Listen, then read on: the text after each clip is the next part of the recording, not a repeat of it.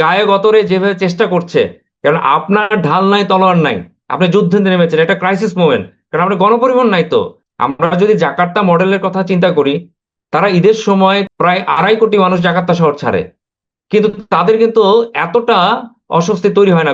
এবারের ঈদ যাত্রাটা আপনার কাছে কেমন মনে হচ্ছে? দেখুন, ঈদ যাত্রা কিন্তু এখনো চলমান আছে।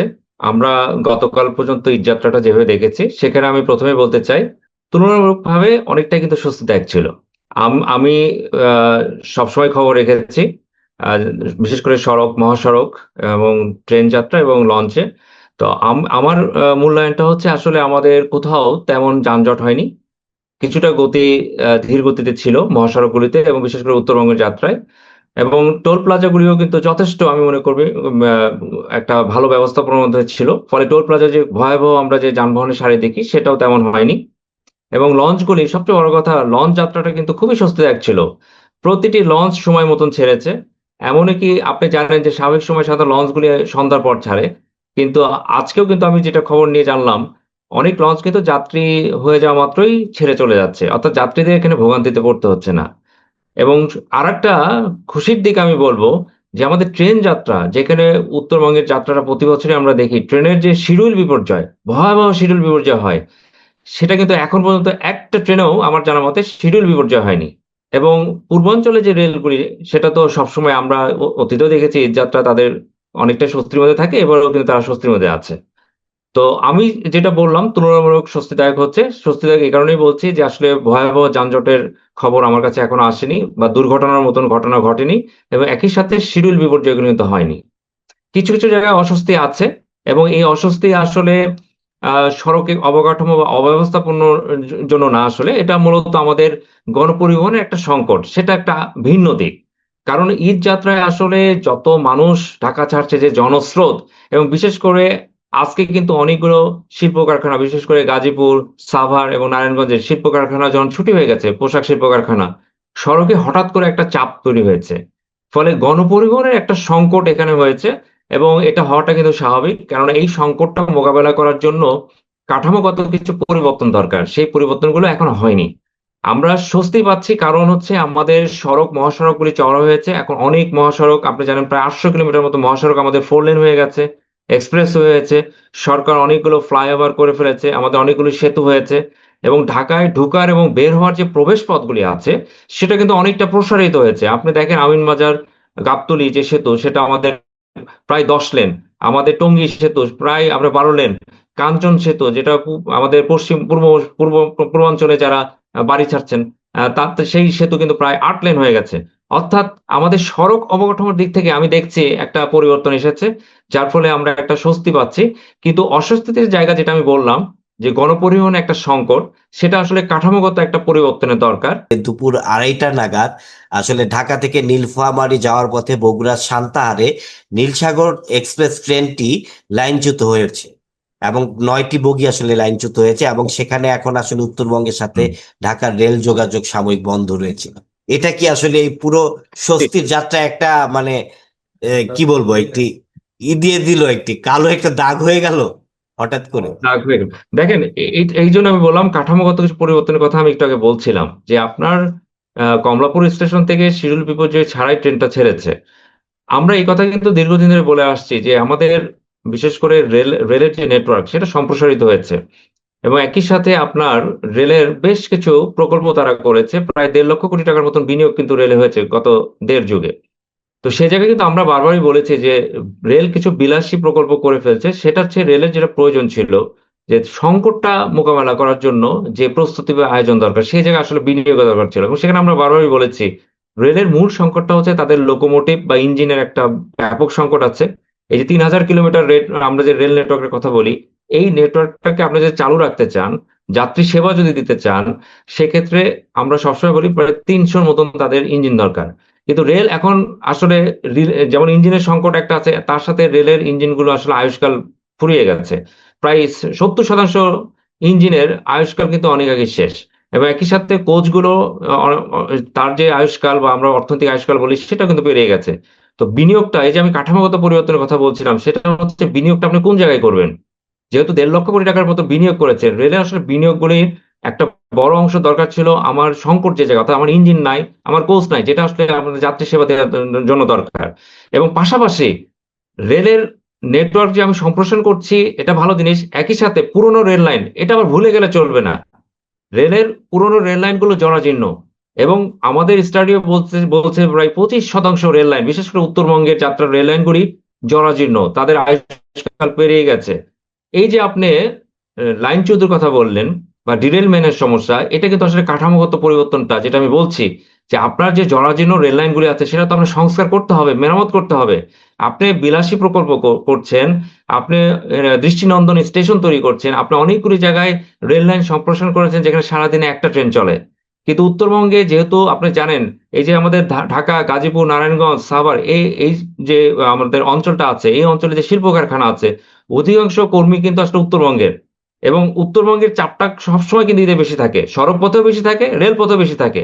এই যে আমি একটু আগে শিডিউল বিপর্যয়ের কথা বললাম, যে আমাদের কমলাপুর রেল স্টেশনে হয়নি, কিন্তু একটা অস্বস্তি ওখানে ছিল, শিডিউল বিপর্যয় হয়নি, কিন্তু উত্তরবঙ্গের যতগুলি ট্রেন ছিল প্রত্যেকটা ট্রেনে গাদাগাদি করে তিল ধারণের জায়গা সেখানে নাই। যারা টিকিট কেটে আসনে বসার কথা, তারা আসন পর্যন্ত যেতে পারেনি, অনেকে বাদর ঝুলা হয়ে দরজায় ঝুলে চলে গেছে, এবং রেলের ছাদে দাঁড়ানো বসার জায়গা নাই। তো উত্তরবঙ্গের যাত্রাটা কিন্তু সবসময় ওইভাবেই হয়, কাঠামোগত একটা দুর্বলতা আছে, যেটা আমি বললাম যে বিনিয়োগ হয়েছে রেলে অনেক, কিন্তু রেল লাইনগুলো যে জরাজীর্ণ, ঝুঁকিপূর্ণ, এটা যে সংস্কার বা মেরামত করতে হবে, সে জায়গায় আসলে রেল কর্তৃপক্ষ কাজ করেনি।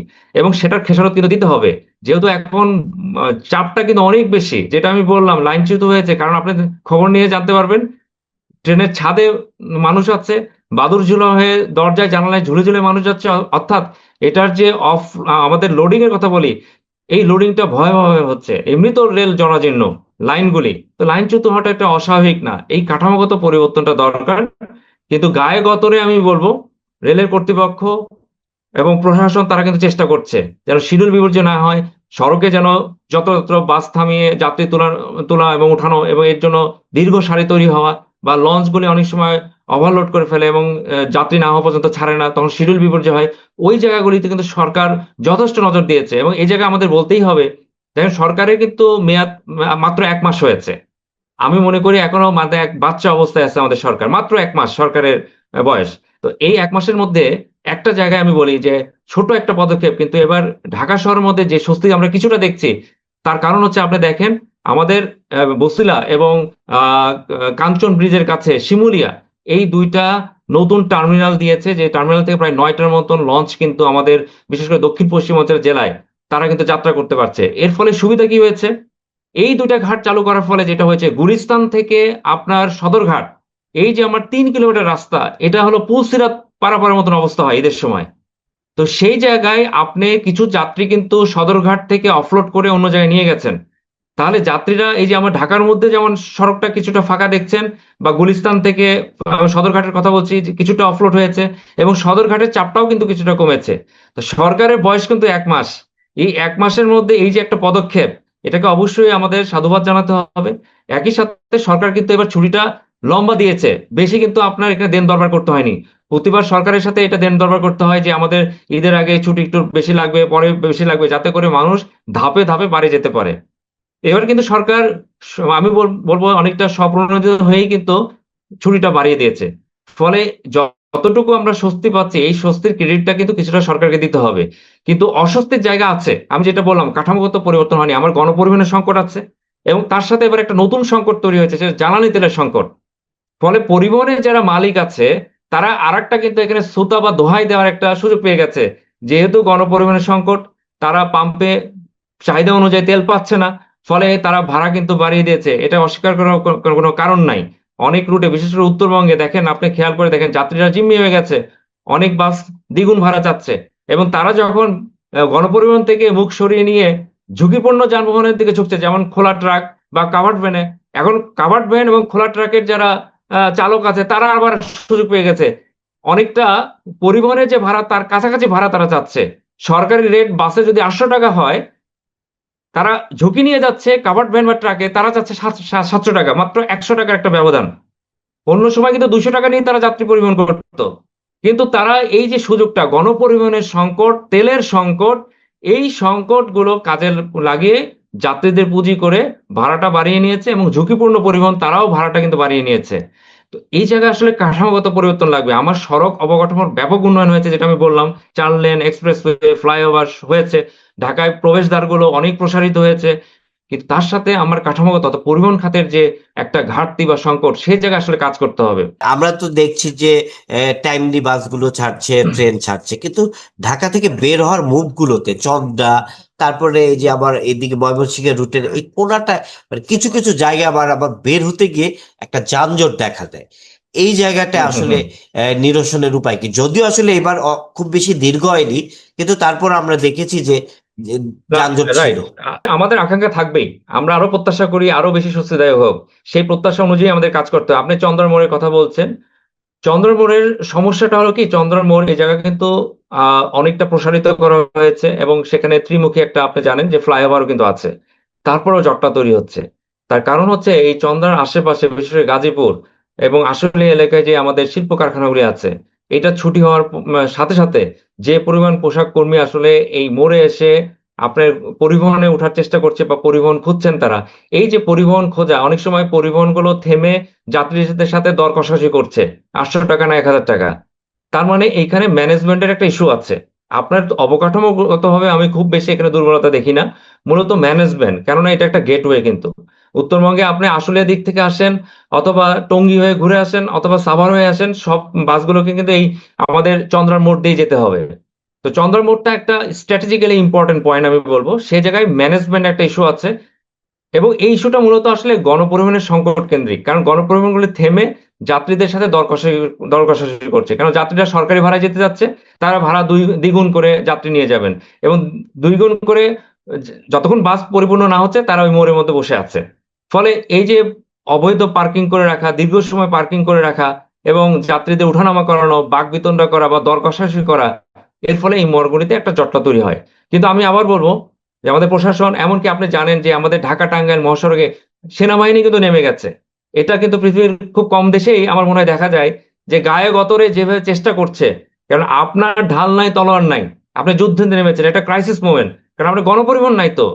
তার মানে আপনি গণপরিবহন নাই, তারপরেও আপনি ম্যানেজমেন্টের চেষ্টা করছেন। এজন্য আমি যেটা বলার চেষ্টা করছি যে আমার সমস্যার অনেকটাই নিরসন হয়েছে অবকাঠামোগত ভাবে, কিন্তু আমাদের যে গণপরিবহনের সংকট, এবং এই সংকটকে পুঁজি করে ভাড়া নৈরাজ্য, অথবা একই সাথে আমরা দেখছি যে সরকার কিন্তু নির্দেশনা দিয়েছিল ঈদের আগে এবং পরে 3 দিন আপনার ভারী যানবাহন চলবে না, কিন্তু ট্রাক কাভার্ড ভ্যান গুলো কিন্তু চলছে। মূলত তারা যাত্রী পরিবহন করছে, পণ্য পরিবহন করছে না। তো এই যে সংকটটা, এই সংকটটা আসলে মোকাবেলা করা সম্ভব। আমরা যদি জাকার্তা মডেলের কথা চিন্তা করি, তারা ঈদের সময় তাদের জাকার্তা শহর থেকে, ঢাকার থেকে বেশি মানুষ কিন্তু বের হয়। প্রায় 2.5 কোটি মানুষ জাকার্তা শহর ছাড়ে, কিন্তু তাদের কিন্তু এতটা অস্বস্তি তৈরি হয় না, বিশেষ করে ভাড়া নৈরাজ্য বা আমরা যেসব কথা নিয়ে বলছি। তারা মূলত তাদের যে নৌবাহিনীর যুদ্ধ জাহাজগুলি আছে, সেটা যাত্রী সাধারণের জন্য উন্মুক্ত করে দেয়। তারপরেও তারা চায় যে যাত্রী সাধারণের জন্য মোটরসাইকেল নিয়ে, যেহেতু গণপরিবহন সংকট নেই, অনেকে মোটরসাইকেল নিয়ে যাওয়ার চেষ্টা করে, তখন ঈদের সময় মোটরসাইকেল দুর্ঘটনা বেড়ে যায়। এই দুর্ঘটনাটা ঠেকানোর জন্য তারা যেটা করে, যুদ্ধ জাহাজ যাত্রী সাধারণের জন্য উন্মুক্ত করে দেয়, এবং বিনা পয়সায়। তো আমি সেই জায়গায় বলি যে দেখেন, আমাদের যে সরকারি, বেসরকারি, আধা সরকারি, স্বায়ত্তশাসিত, এমনকি সশস্ত্র বাহিনীর পরিবহন পুলে কিন্তু অসংখ্য বাস আছে। এই বাসগুলি কিন্তু এখন বসে আছে, এবং জনগণের পয়সায় কিন্তু এই বাসগুলি কিনা। তাহলে জনগণ কেন জিম্মি হবে? আপনি 2 মাস আগ থেকে যদি একটা পরিকল্পনা করেন, যে একটা যদি সার্ভে করেন, জরিপ করেন, যে কত মানুষ কোন অঞ্চলে যেতে যাচ্ছে, যে আমাদের রংপুর অঞ্চলে কতজন যেতে যাচ্ছে, সিলেটে কতজন যেতে যাচ্ছে, এইভাবে যদি একটা সার্ভে করেন, আপনি কিন্তু বুঝতে পারবেন যে কত মানুষ গণপরিবহন ব্যবহার করবে। এবং সে অনুযায়ী আমি যে বিভিন্ন প্রতিষ্ঠানের বাসগুলি বলছি, এই বাসগুলি কিন্তু আপনি রিকুইজিশন দিতে পারেন। সুবিধা হলো এই বাসগুলির ফিটনেস আছে, যারা চালক তারা ফিট, তাদের দক্ষতার সনদ আছে, অর্থাৎ ড্রাইভিং লাইসেন্স ছাড়া, ভারী ড্রাইভিং লাইসেন্স ছাড়া তারা চাকরি পাবে না। তো এই বাসগুলি, এই চালকগুলিকে যদি আমরা ব্যবহার করি, তখন গণপরিবহনের সংকট হবে না। তো আমরা সড়কে যে আনফিট গাড়ি এখন নামতে দেখছি, লক্কর চক্কর কোনো মতে কসমেটিক লাগিয়ে সড়কে নামছে, যারা ঢাকা শহরে দেখেন গণপরিবহন উধাও হয়ে গেছে, কারণ এই গণপরিবহন দূরপাল্লায় যাচ্ছে। তো এই যে সংকটগুলি, ভাড়া নৈরাজ্য কেন করে? মালিকরা জানে যে এখন গণপরিবহনের সংকট আছে, আপনি 2000 টাকা বললেও যাবেন, কারণ আপনাকে ঈদে বাড়ি যেতেই হবে। এই যে আকাঙ্ক্ষা, সেটা তো ওনারা ভালো মতনই বুঝে। তো আপনি গণপরিবহনের, আমি যেটা বললাম, বিকল্প, আপনাকে বিকল্প ভাবতে হবে। গায়ে গতরে চেষ্টা করে আপনি কতদূর স্বস্তি দিতে পারবেন? যতটুকু স্বস্তি আমরা পাচ্ছি এটা গায়ে গতরে কাজ করার জন্য, কিন্তু আরো বেশি যদি স্বস্তি আপনি দিতে চান, যেহেতু আমাদের অবকাঠামো উন্নয়ন হয়েছে, তাহলে গণপরিবহনের যোগানটা বাড়াতে হবে। আমি বিকল্পর কথা কিন্তু বলছি, কারণ আমার সামনে কিন্তু এই ধরনের মডেল আছে। আমি জাকার্তা মডেলের কথা বললাম, সরকার কিন্তু এভাবে বিকল্পভাবে ভাবে, আপনাকে এভাবে ভাবতে হবে। এবং একই সাথে আমাদের দীর্ঘমেয়াদী পরিকল্পনা লাগবে। আমাদের ঢাকা শহর আসলে ভারাক্রান্ত, মানুষ দিয়ে ভারাক্রান্ত, এবং ভারী ভারী অবকাঠামো দিয়ে ভারাক্রান্ত হয়ে গেছে। এই ভার ঢাকা শহর সইতে পারছে না। আপনি ঢাকার আশেপাশে যে শিল্প কারখানা করেছেন, এখানে কর্মসংস্থান তৈরি করছেন, ফলে ঢাকায় যারা থাকে বা ঢাকার আশেপাশে যারা থাকে, তারা ঢাকার কেউ স্থায়ী বাসিন্দা না, তারা কর্মক্ষেত্রে কাজ করার জন্য, জীবিকার জন্য ঢাকায় এসেছে, এবং ঈদের সময় তারা ফিরবে, এটাই স্বাভাবিক। তাদের ঘর বাড়ি সবার গ্রামে। তাহলে আপনি এত বিনিয়োগ যে ঢাকা শহরের মধ্যে করছেন, আপনি ঢাকা শহরের মধ্যে যানজট নিরসন করতে পারছেন না, এবং ঈদের সময় যে অস্বস্তির কারণ হয়ে যায় সেটাও আপনি নিরসন করতে পারছেন না। সে কারণে আমি বলবো, ঢাকার মধ্যে যথেষ্ট বিনিয়োগ হয়েছে, আপনি এখন বিনিয়োগগুলি ঢাকার বাইরে করেন, জেলা শহর, বিভাগীয় শহর, সেখানে বিনিয়োগ করেন, কর্মসংস্থানে তৈরি করেন। মানুষকে যেন ঢাকার দিকে আসতে না হয়, জনস্রোত ঢাকামুখী না করে আপনি ঢাকা বিমুখী করেন, এবং আপনি বিনিয়োগগুলি ঢাকার বাইরে করেন। তাহলে মানুষ কিন্তু ঢাকায় আসবে না, মানুষ বাধ্য হয়ে ঢাকা শহরে আসে। এবং ঢাকা শহরে জীবন যাত্রার মান বলেন বা যে ব্যয়, এটা তো অনেক বেশি। যে পরিমাণে আয় করেন, তার 80% আপনার আসলে ট্রান্সপোর্ট সেক্টরে ব্যয় করতে হয়, আর 20% দিয়ে আপনি শিক্ষা, চিকিৎসা, খাদ্য সবকিছু। মানুষ কিন্তু আসলে নাভিশ্বাস উঠে যাচ্ছে। তো আপনি বিনিয়োগ ঢাকার মধ্যে আর করার দরকার নাই, অনেক হয়েছে। আমি বললাম ঢাকা ভারাক্রান্ত, এখন বিনিয়োগগুলি ঢাকার বাইরে করেন, কর্মসংস্থান তৈরি করেন, মানুষ আর ঢাকার মধ্যে আসতে হবে না। এবং ঈদের সময় যে চাপ, জনস্রোত, গণপরিবহনের সংকট, তেলের সংকট, দুর্ঘটনা, এগুলো আর থাকবে না, অনেক কমে যাবে। ওইভাবে আসলে সরকারকে ভাবতে হবে। আপনাকে অসংখ্য ধন্যবাদ আমাদেরকে সময় দেওয়ার জন্য। আপনাকে অসংখ্য ধন্যবাদ, ভালো থাকবেন, ঈদ জি। মোবারক।